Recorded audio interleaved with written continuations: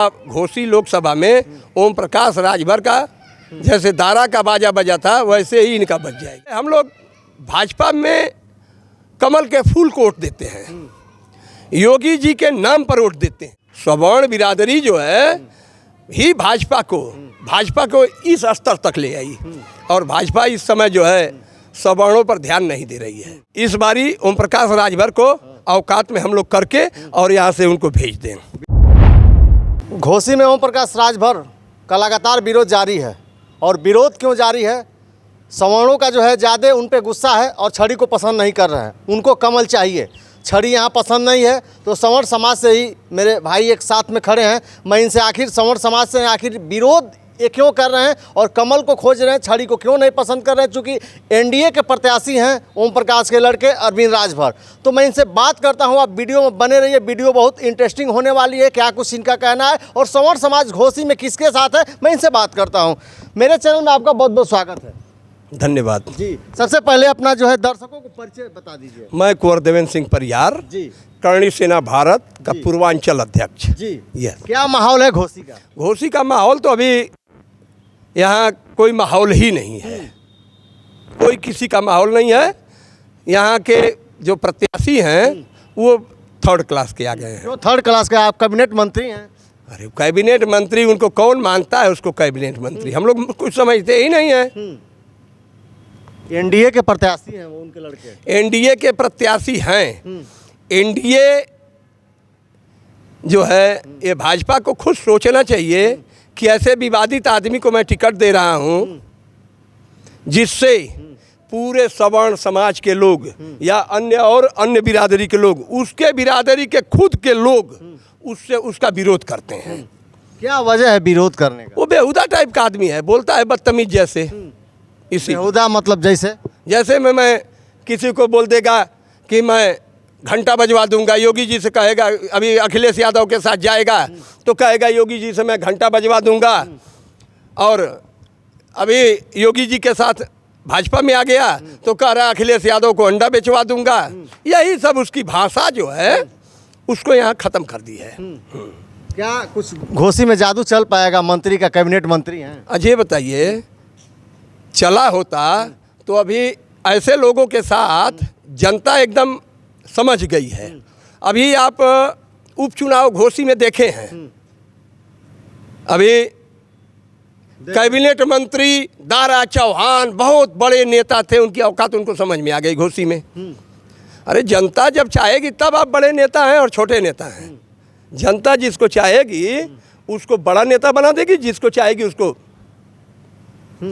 नेता ही नहीं रहने देगी। इस बार घोसी में जनता की चाहत क्या है? जनता की इस बारी चाहत तो कुछ और थी, लेकिन पार्टी ने जो यहाँ के लोगों को अनाथ कर दिया।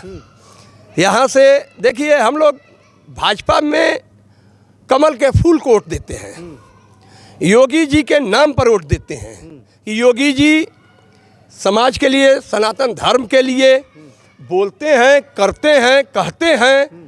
इसके लिए हम लोग भाजपा को वोट किए और भाजपा को हम ही लोग भाजपा बनाने वाले हैं। सवर्ण बिरादरी जो है ही भाजपा को इस स्तर तक ले आई और भाजपा इस समय जो है सवर्णों पर ध्यान नहीं दे रही है। शिकायत है आपको? एकदम 100%। तो इनको क्या मानेंगे ओम प्रकाश राजभर को? ओम प्रकाश राजभर को बड़े बड़े दावे कर रहे हैं वो, ऐसे ही हवा उसको तो वो हमेशा दावा करता है। अभी आपको बताया ही हूँ कि अभी सपा में था तो केंद्र गवर्नमेंट योग मोदी जी को बताया कि कोयले की खदान बेच दिए, वो रेलवे बेच दिए, एयरपोर्ट बेच दिए, क्या क्या सब बेच दिए। कहा ना, ये बताइए अभी तुरंत आया है, भाजपा में आ गया 6वें महीना साल भर में। तो अब अखिलेश यादव को उसका लड़का बोल रहा था, बाइट दिया था कि अंडा बेचवा देंगे। आखिर ओपी राजभर में खास बात क्या है कि ये गरियाते भी हैं, लोग इनको लेते भी हैं अपने पार्टी में? ये तो पार्टी को सोचना चाहिए। माना जाएगा इसको? अब पार्टी के जो, अब हम लोग क्या इसके बारे में कहें, या पार्टी ने बहुत गलत किया है ओम प्रकाश राजभर को अपने साथ रख करके। अब उनको भाई पार्टी का क्या मैटर है वो नहीं हम लोग जानेंगे, लेकिन घोसी लोकसभा में ओम प्रकाश राजभर का जैसे दारा का बाजा बजा था वैसे ही इनका बज जाएगा। क्योंकि हम लोग अब ये समझ गए हैं कि ये दल बदलू हैं सब, अभी जीतेंगे कहीं और चले जाएंगे, अभी हारेंगे कहीं और चले जाएंगे। इसलिए अब हम लोग यह अपना दिमाग बना लिए हैं कि यहाँ से किसी ऐसे प्रत्याशी को वोट किया जाए जो प्रत्याशी अस्थायी रूप से रहने वाला हो।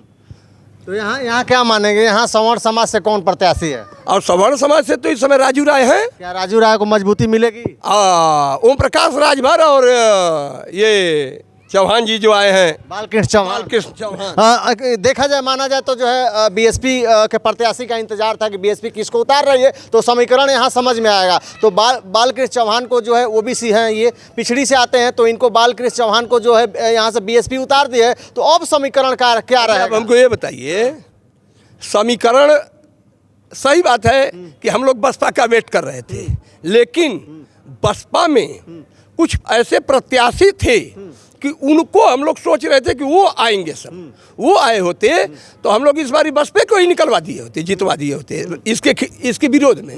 देखिए, विरोध करने का मतलब कि विरोध दिखाई देना चाहिए। अगर विरोध दिखाई नहीं दे रहा है तो विरोध का कोई मतलब ये नहीं बनता है, कोई मतलब बनता है विरोध का। इसलिए जो यहाँ सबसे सबल प्रत्याशी रहेगा, हम लोग 100% उसी को वोट करेंगे। एक चीज़ और, एक वीडियो वायरल हो रही थी अभी, जो है ब्रिजेश पाठक आए थे, तो कहीं ना कहीं लोगों का, हम जा रहे हैं गांव में इंटरव्यू लेते, कह रहे हैं कि जो है सवर्ण लोग जो है अपना बदला ले लिए, बहुत गाली दे रहे थे, उनको घुटना टेक के माफ़ी मंगवा ली, तो उसमें क्या कहेंगे? देखिए ये सब नेता हैं, वो आएंगे चुनाव लड़ने, घुटने पर हो जाएंगे, फिर खड़ा हो जाएंगे, फिर कुछ बोलने लगेंगे, उनकी बात पर हम लोग नहीं हैं। जनता इस बारी मूड बनाई है कि घोसी लोकसभा से ओम प्रकाश राजभर को बाजा बजवा करके इनको भेज देना है। बाजा बजेगा इस बार 100%। क्या कहेंगे? बालकृष्ण चौहान को भी कुछ कहेंगे? कुछ उनका असर रहेगा? बीएसपी का असर रहेगा? कोई असर नहीं रहेगा, बस उसका खुद विरोध हो रहा है। बालकृष्ण देखे नहीं है, बालकृष्ण चौहान का बसपा में भी विरोध हुआ है, कुछ असर नहीं रहेगा? नहीं। तो मजबूत कौन है? मजबूत तो इस समय वही दिखाई दे रहे हैं, राजीव राय। तो आप लोगों का झुकाव किस तरफ है? देखिए, अभी हम लोग कुछ कहेंगे नहीं। अभी तो लोग कह रहे हैं कि अभी किसी पार्टी का टिकट भी बदल सकता है। अगर पार्टी ने जो भी तीनों पार्टी, बसपा, सपा और बीजेपी, तीनों में जो सबसे वीआईपी प्रत्याशी दिखाई देगा हम लोगों को, हम लोग उसी को वोट करेंगे। अभी क्या लग रहा है कि किसी भी पार्टी का जो है बदला जा सकता है टिकट? हो सकता है, लोग बतिया रहे हैं आपस में कि भाई टिकट बदल सकता है किसी का। तो अगर कोई आ जाएगा तो हम लोग उसके साथ होंगे, नहीं तो मान लीजिए भाई मजबूरन किसी को न किसी को तो वोट करना ही है, लेकिन ओम प्रकाश राजभर को वोट नहीं किया जाएगा। दारा सिंह चौहान यहाँ से जो है विधायक थे भी, और फिर इस्तीफा देके विधायक बने, और विधायक बनने के बाद विधायक दूसरी बार बन नहीं पाए। विधायक थे, विधायक फिर इस्तीफा देने के बाद फिर पुनः सोचा कि विधायक बने, लेकिन हार गए। उसके बावजूद भी बीजेपी उनको मंत्री बना दी, कैबिनेट में जगह दे दी। अब तो पार्टी को सोचना चाहिए ना, क्यों? जिसको नहीं, चौहान समाज में एक दारा चौहान खाली नेता है कि और कोई है? और कोई नहीं है। अच्छा, ये बताइए, पार्टियां जो हैं, जो छात्र नेता है, जो पीछे अभी जो बच्चे हैं, नए युवा हैं, उनको क्यों नहीं जगह दे रही है? ये पार्टी को सोचना चाहिए, नए प्रत्याशियों को उतारना चाहिए पार्टी को। नए प्रत्याशी आते तो एक माहौल अलग बनाते, लेकिन ये घिसे पीटे सब आ रहे हैं, जो घिसे पीटे हैं सब। अरे बालकृष्ण चौहान सांसद रह ही चुके हैं, उनके एज भी हो गया ज़्यादा, अब उनका कोई मतलब भी नहीं है। वो पहले भी सांसद थे तो उनकी कोई वो वैल्यू नहीं थी, इसलिए कि जीत के निकल गए, फिर कभी मार्केट में उतरे नहीं। तो मार्केट में जो रहने वाला प्रत्याशी चाहिए ना, कि जीत करके चला गया फिर कभी 5 साल बाद आवे। दारा सिंह चौहान को क्या कहेंगे, जो जिनको जनता नकार दी और उसको जो है सरकार जो है अपने कैबिनेट में शामिल कर रही है, तो ये कहाँ तक जो है अच्छा लग रहा है आप लोगों को? हम लोगों को तो अच्छा नहीं लगा, क्योंकि आप लोग यहाँ से वोटर हैं, सपोर्टर हैं। हम लोग वोटर हैं, हम लोगों को अच्छा नहीं लगा, इसीलिए हम लोग सुधाकर सिंह को घोसी में, यानी कि उपचुनाव में भी सुधाकर सिंह का आप लोगों ने सपोर्ट किया था, तभी ना सुधाकर सिंह इतना वोट से जीते। यह बताइए, और सभी बिरादरी के लोग सुधाकर सिंह को वोट किए थे। ये नहीं है कि नहीं सभा ने वोट किए, सभी लोग वोट किए थे, इसीलिए इतने वोट से जीते सुधाकर सिंह। सिर्फ इसकी दल बदल ये वो, अभी चुनाव लड़ा, समाजवादी पार्टी से जीत गया, तो ये सोचा कि मेरी ये जनता गुलाम हो गई है, मैं किसी दल से आऊँगा तो हमको लोग वोट करेंगे, मैं जीत जाऊँगा। यह जनता समझ गई, तो जवाब दे दिया। और उस समय भी पार्टी के सभी लोग आए और गए, लेकिन जनता को कोई असर पड़ा? वैसे ही इस बारी भी होगा। ओम प्रकाश राजभर के खिलाफ जो है जनता ने बिगुल बजा दिया है कि इनका बाजा बजा करके ओम प्रकाश राजभर को भेज देना है। कहाँ भेजा जाएगा इनको इस बार? इनके घर भेजा जाएगा, और क्या, इसके घर भेजा जाएगा इसको। गेहूं काट रहे हैं घूम घूम के किसानों के। वो तो दिखा रहा है घूम घूम करके, लेकिन उससे कोई असर नहीं पड़ेगा। तो चुनाव आएगा तो कुछ और कर सकते हैं, गेहूं काटने के अलावा भी कुछ कर सकते हैं। वो कुछ भी कर दें, सुनिए, कुछ भी कर दें, उनको वोट नहीं मिलेगा। मतलब वो कुछ भी करें, लेबरई भी कर दें, मिस्त्री भी कर दें, गेहूं भी काट दें, दौरी भी कर दें, लेकिन वोट नहीं मिलेगा। नहीं मिलेगा, इसलिए कि हम गाली भी सुने और वोट भी करें, यह नहीं हो सकता, नहीं हो सकता है। लास्ट में क्या कहेंगे जो लोग देख रहे हैं, जो यहाँ का माहौल जानना चाहते हैं घोसी का, लास्ट में उन जनता को क्या कहना चाहेंगे? मैं जनता को यही कहना चाहूँगा कि इस बारी ओम प्रकाश राजभर को औकात में हम लोग करके और यहाँ से उनको भेज दें, विदाई करेंगे एकदम 100%। बिल्कुल। हाँ। ये घोसी का माहौल है, सवर्ण समाज नाराज है, कहीं ना कहीं जो है उनमें ज़्यादा गुस्सा है, और उनका कहना है कि हम छड़ी को पसंद नहीं करते हैं, हम कमल को पसंद करते हैं, और हम गाली भी सुने और वोट भी करें, ऐसा नहीं हो सकता है।